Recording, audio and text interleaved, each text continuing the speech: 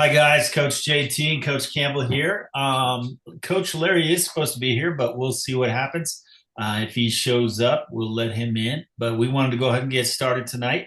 This is inside the dugout with Pack, and we're excited. We got a good episode for you today. And Campbell, why don't you tell them what we're looking forward to? Okay, hi guys. I just wanted to say it's so great to be back. We missed all of you. It's been kind of crazy with traveling and the holidays, but we are going to be back on our regular Monday, Wednesday schedule from now on. So today we're going to be talking about professionalism and high pressure moments. Now, what does this mean? Professionalism on the baseball field can be like how players carry themselves during tough games. It can be dealing with umpires. It can be reacting to bad calls. And it can be what young players should learn early, what things are important. Um, so, Coach JT, are there any of those things you'd like to start with? Yeah, let's talk about posture and how an athlete actually holds themselves on the field because I think that's where all of this starts and it's a reflection of it's not just good hygiene, but it's a reflection of what the athlete is thinking inside, right?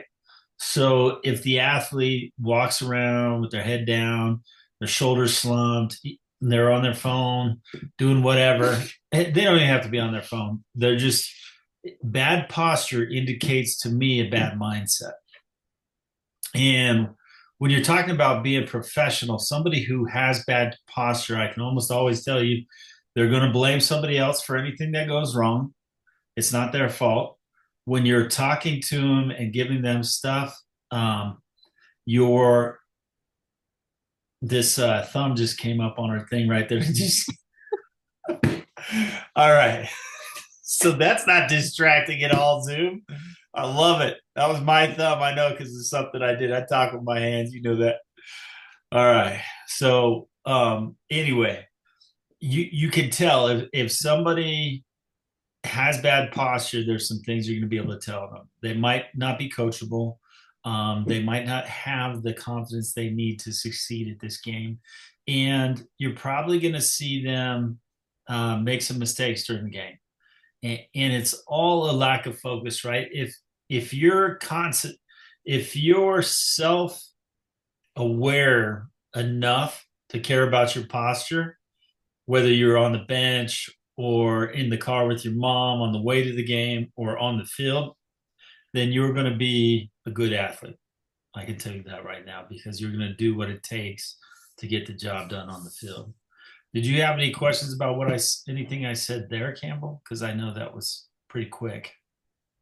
No, I mean, I think you covered everything. I think it's super important. Like people always say, you have to fake it till you make it. So like even, when you're playing baseball, when you're playing softball, when you're playing any sport or doing anything in life, there are going to be days when you just don't feel good. You don't feel like maybe, that day is just not your day. You just have to fake it till you make it. You have to go out on that field and pretend you're the best player out there and you're going to help your teammates out and just do whatever it takes. And I think that that's just something that's super important.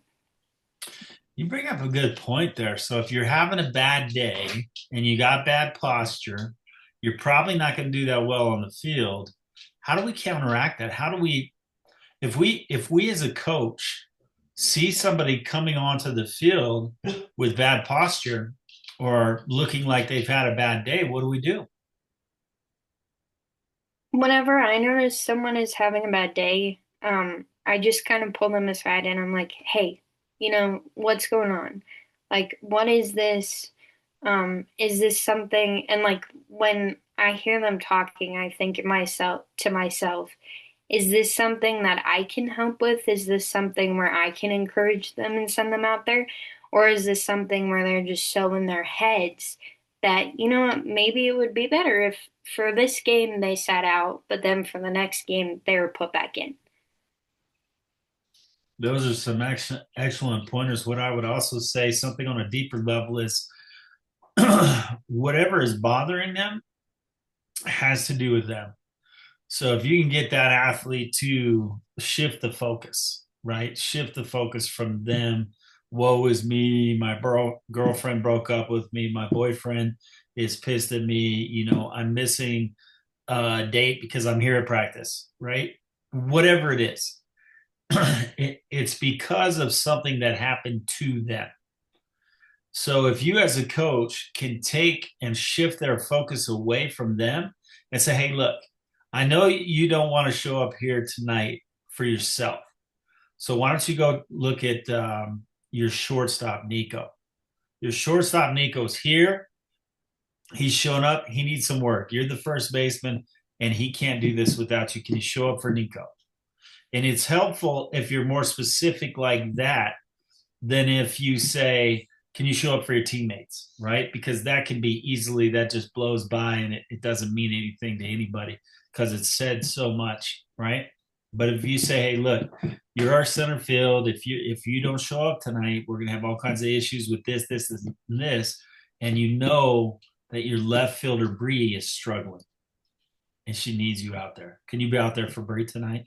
Forget about all this other stuff that's going on in your life. If you can be out there just for a couple hours, practices just a couple hours. I'm not asking you to be all right with whatever's going on. I'm just saying for the next couple hours, can you be out there for free? And you'll be surprised at how quickly that turns around. It's almost immediate if you can get them to buy into that. Yeah, I can be here for Bree. I can be here for Nico. Yeah, I think that's great, and that's so important, just shifting that focus from like, I mean, it is like you said, usually when someone has a problem going on, it's because they're thinking about me, me, me, me, me.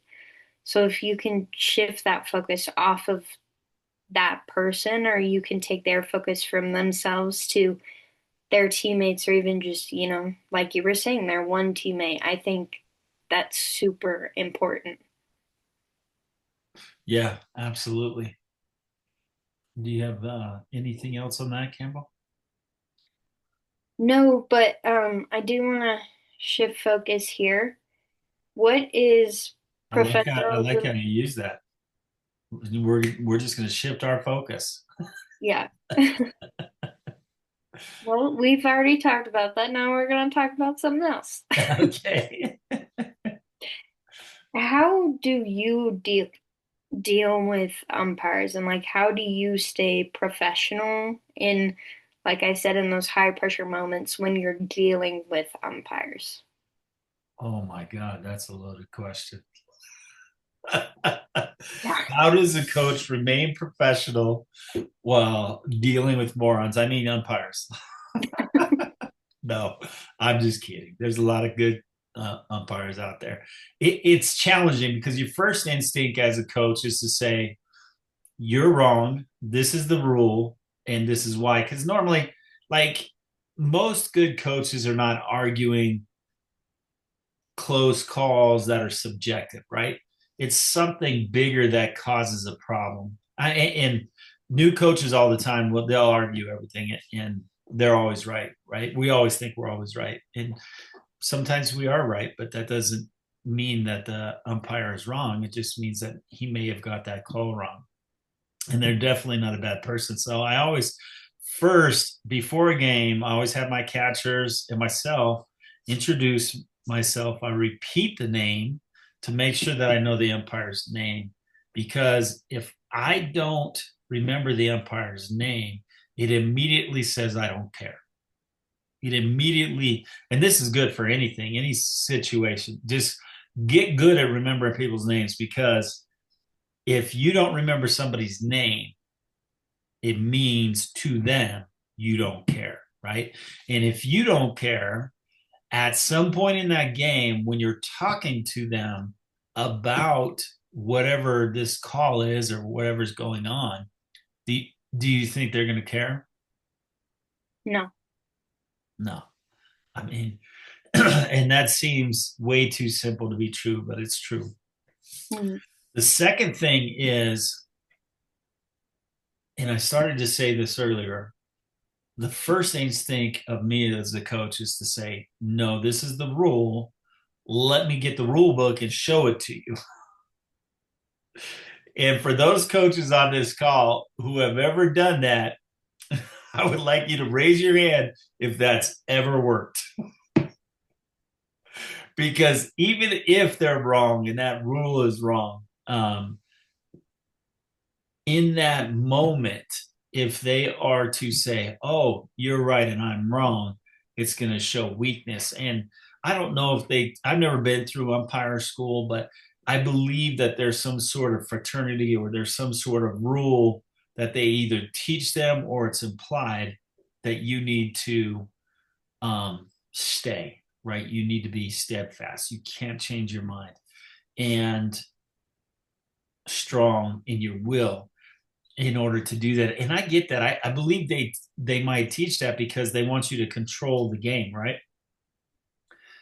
If I were teaching umpires, what I would say is be a person first.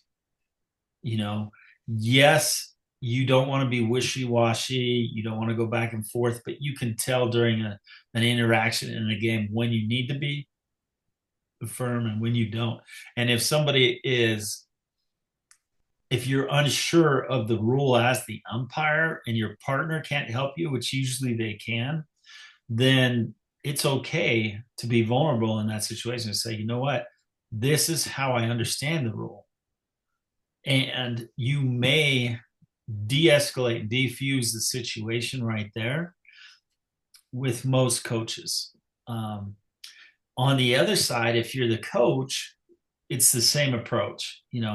Hey, this is my understanding of that rule. Is there something different? I know this is in section whatever. I'm never one to reference it because I still think that's kind of demeaning.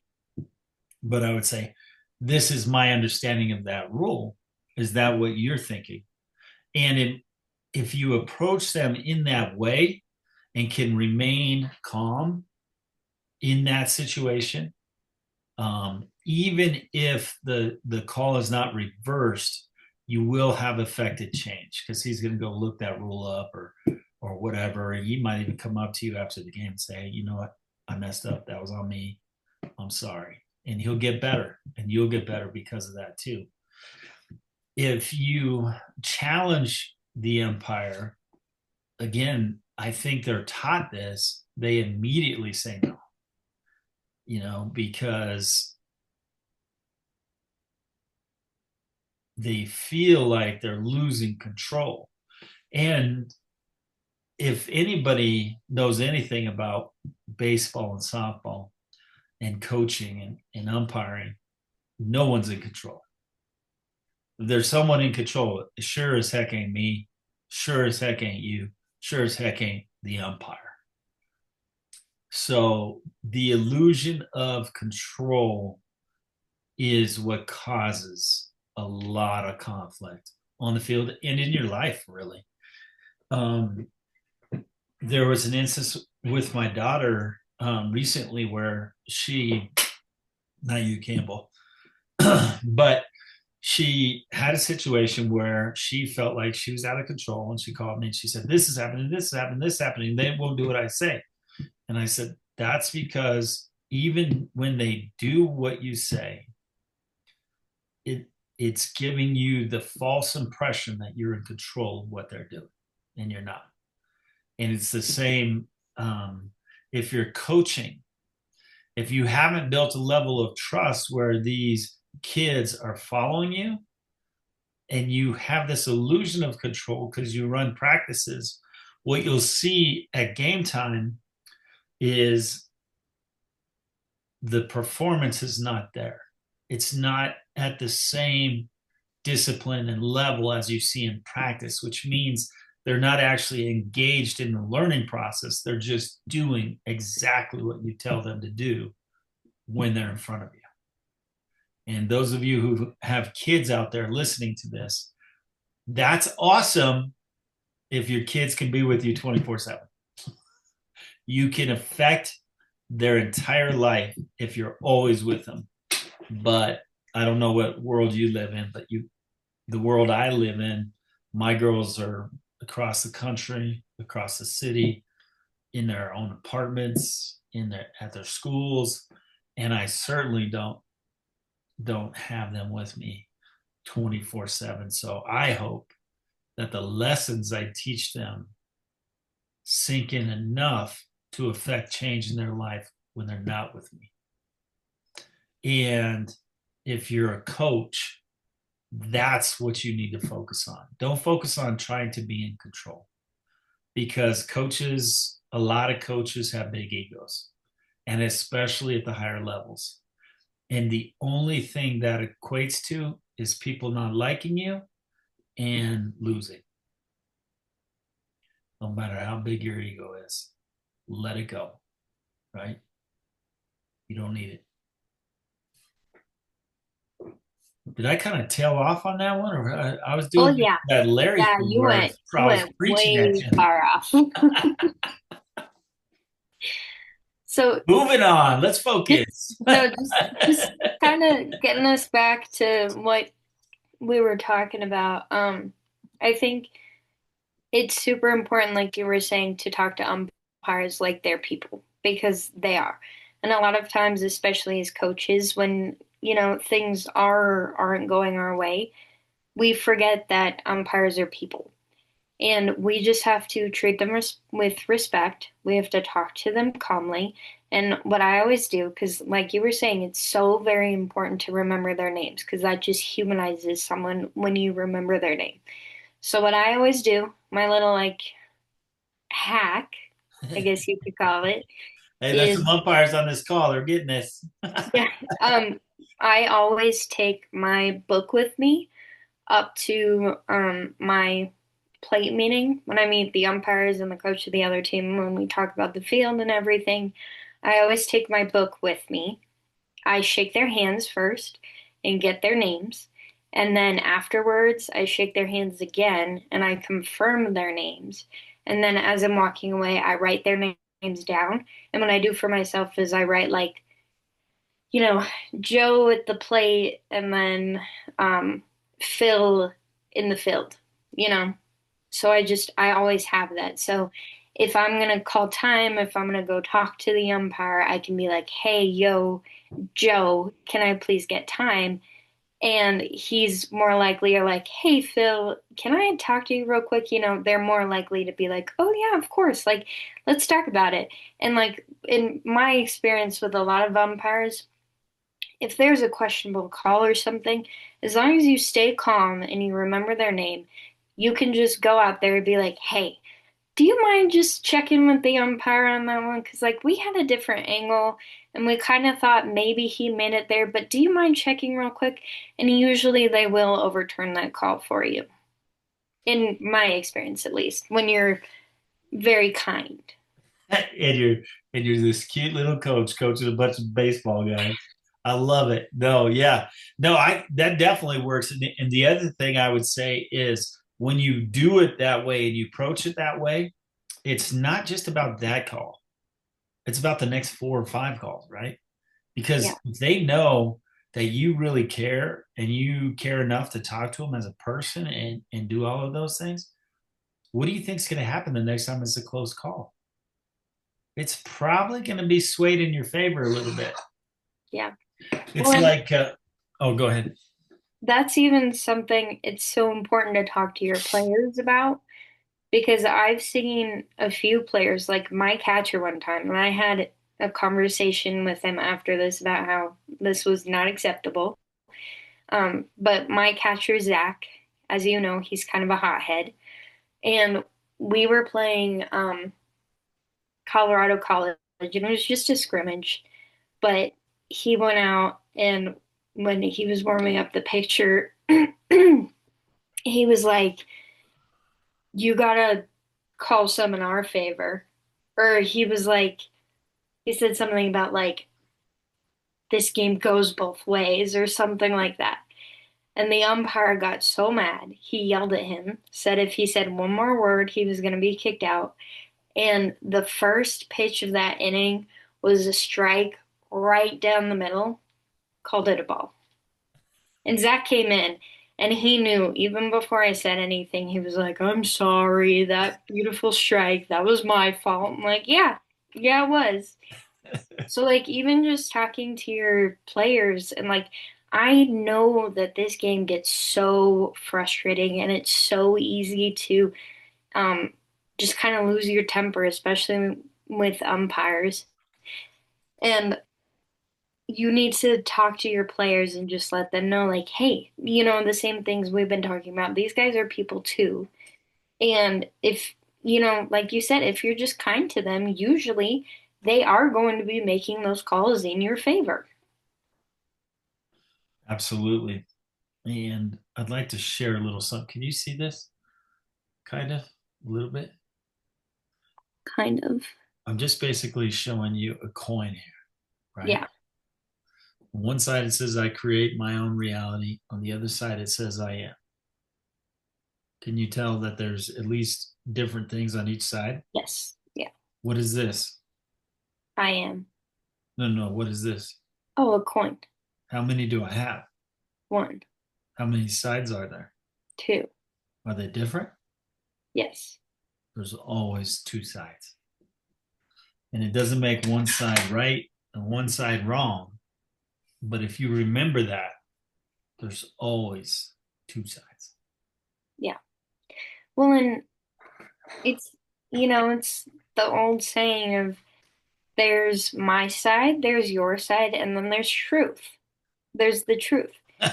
Because, everybody's perspective is different. Everybody sees something from a different perspective, but you just have to, especially in situations with umpires, like sometimes things don't go your way and things just, the umpire makes a questionable call, and all you can do is just be like, okay, sir.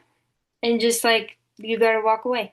You can't get super mad. You can't get ejected because that's just gonna bring down team morale. And then I noticed too, if I have an umpire that is making super questionable calls, I try to just squash out any talk of how unfair the umpire is or whatever. I try to squash all that out from the dugout because I'm like, okay, so obviously this isn't going our way. Instead of harping on it, what we're going to do is we're just going to go out there and we're going to be better players. That's all we can do. I love that. That's going right back to shift and focus.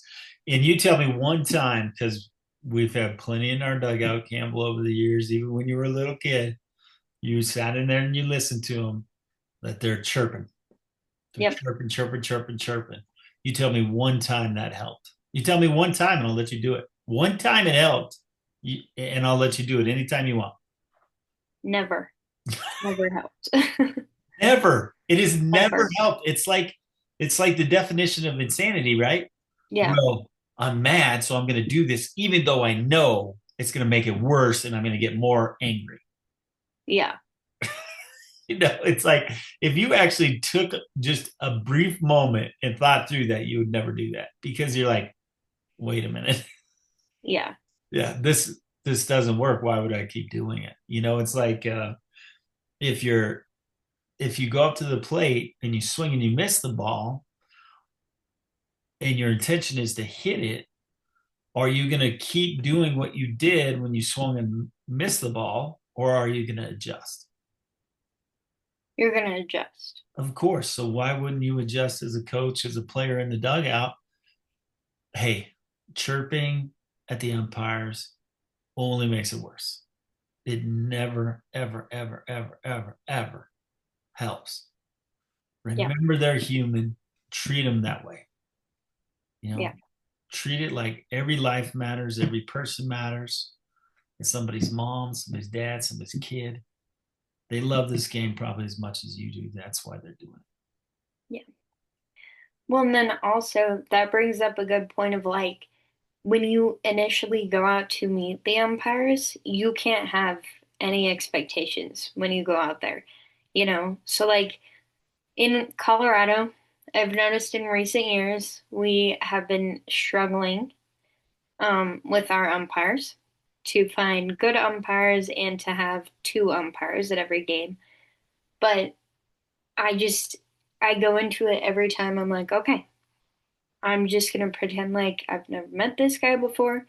This is a new game. It's a new day. It's a clean slate. Like, I'm just gonna go out there and not have any expectations for how good or how bad this umpire is gonna be. I'm just gonna let it be what it is.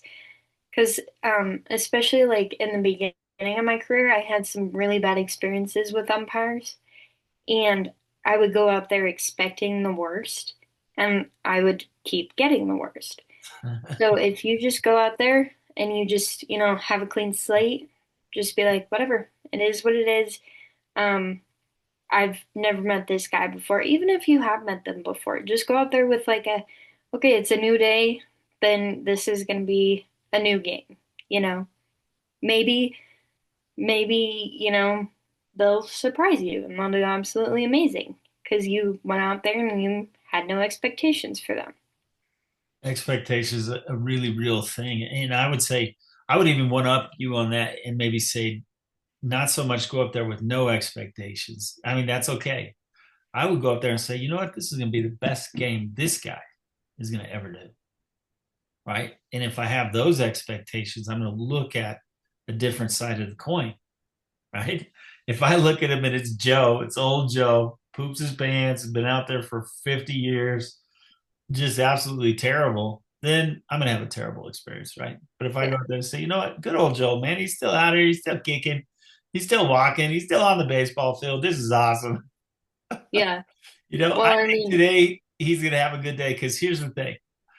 In sports, they have what are called underdogs. Do you know what an underdog is? yes.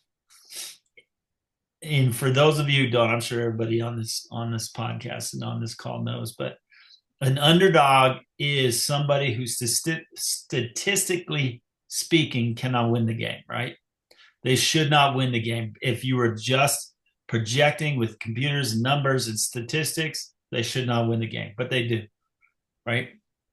And it's because expectations on that side were enough to overcome some of their limitations.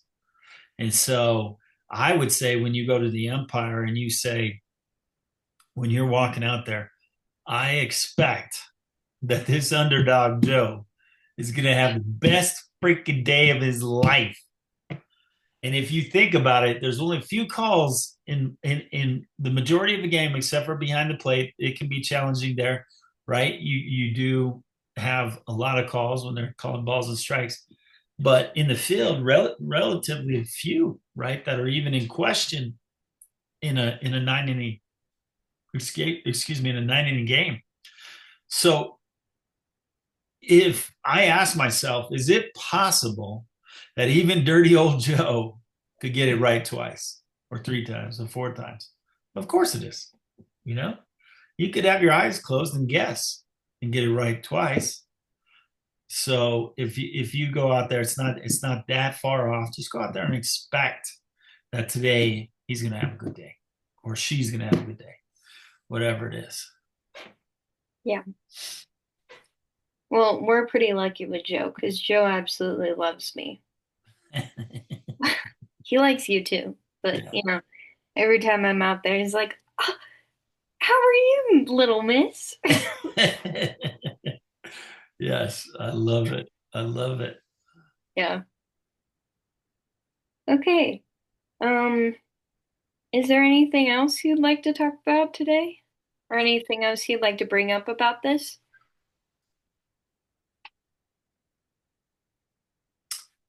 I think we could talk about, and it relates to umpires too, and to the dugout, right? So we said that chirping at the umpires doesn't help. Coach talking negatively to the umpires doesn't help. It just sets up defenses, right? And so this is why it's good to know your role. So as a coach, you manage the game, you put your players in a position to win and to succeed at whatever they're doing. You believe and expect that they will do well, and that's why you have them there and you're asking them to do things you're asking them to do. Then the umpire's role is to enforce the rules and regulations as best as he possibly can on that day.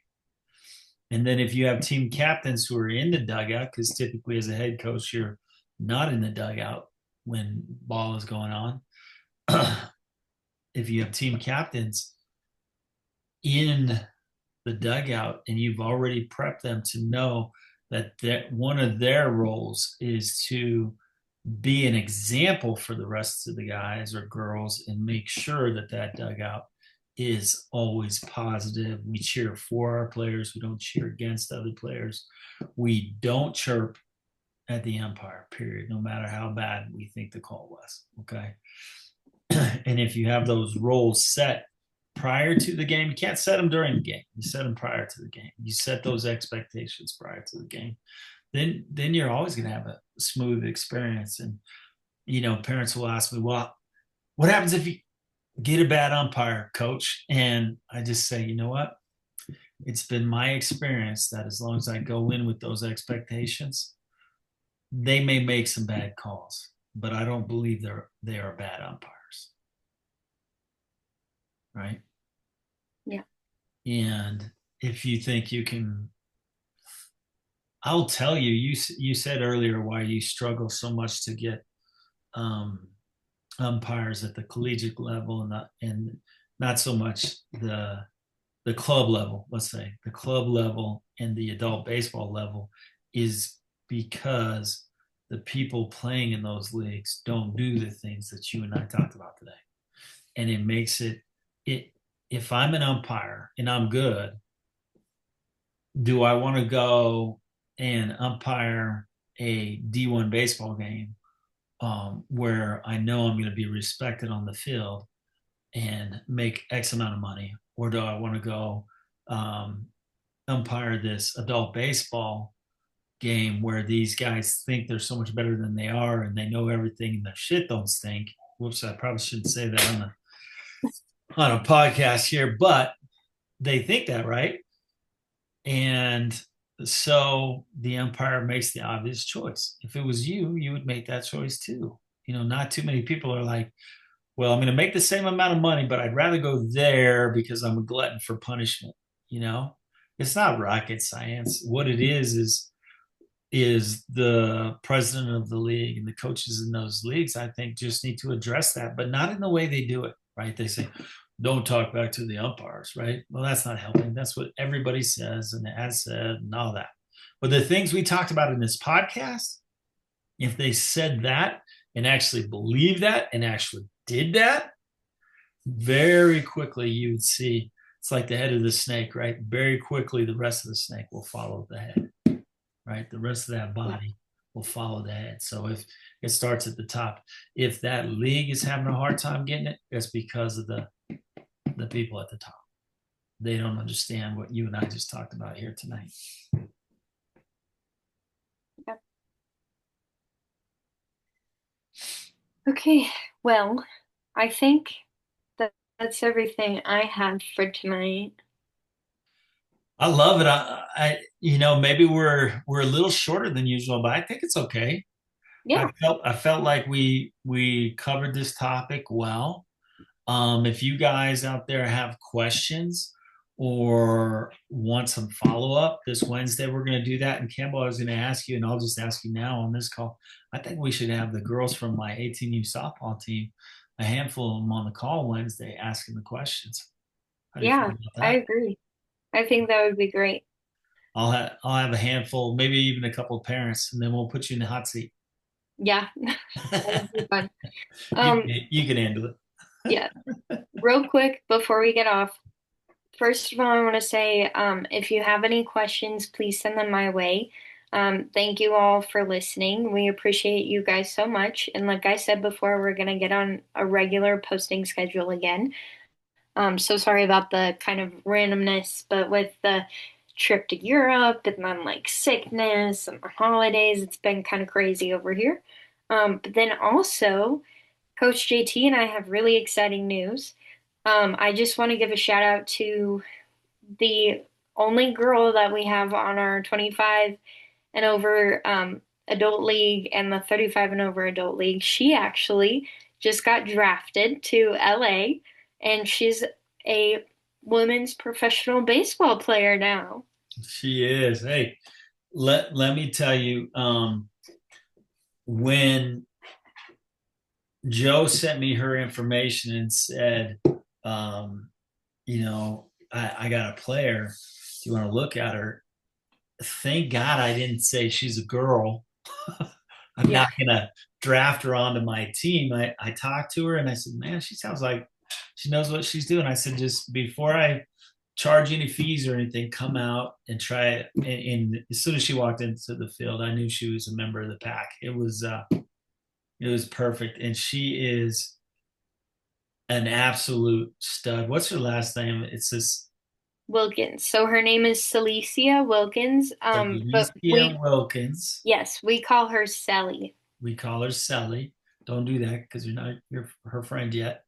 But watch for her. She's playing women's professional baseball. I mean, it's exciting. It's cool. Yeah. I mean, she was on the Well, field with me how many times last year? so many She times. was part of our championship run in Phoenix. Yeah. Well, and she was drafted as a first baseman, and I highly recommend you guys go and watch her play as a first baseman because she is incredible to watch. That's so exciting. It's Oh so my gosh, and good her job, bat Sally. too. Good job, Sally. Yeah, good job, Sally. We're so proud of you. So proud. All right, guys. Well, I think that's it for Inside the Pack tonight. Again, sorry for being gone. I missed you. I missed this. I miss you, Campbell. I'm so excited to be here. Thank you, as always, for providing your insights to these new coaches who are coming through and maybe haven't seen all the things that you've seen over the years. And that's all I have. Thank you. Thanks for Yeah, being here. thank you.